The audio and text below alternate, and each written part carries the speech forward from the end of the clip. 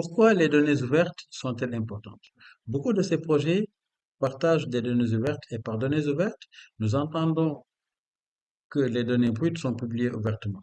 La raison pour laquelle nous pensons que c'est très important est que, eh bien, les données elles-mêmes, comme mentionné, car avec elles, vous êtes capable d'inspecter ce qui se passe sur le réseau et accéder à de nombreux détails techniques. Ces données peuvent potentiellement servir de preuve de coupure d'Internet et avoir des preuves peut être très important dans le cadre du travail de défense des droits de l'homme.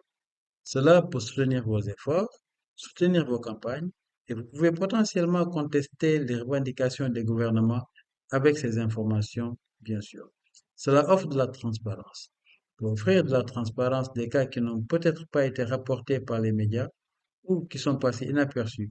Et ainsi, vous pouvez mettre la lumière des cas potentiellement cachés de censure et des coupures potentielles cachées. Par caché, j'entends les cas connus qui n'ont pas reçu beaucoup de communication ou beaucoup d'attention.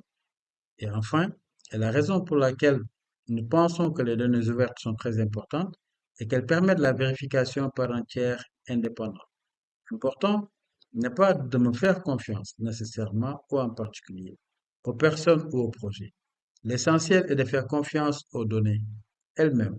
Si les méthodologies sont spécifiques, sont spécifiées ouvertement et les données sont disponibles ouvertement. Des tiers indépendants pour les examiner, les revoir et les vérifier.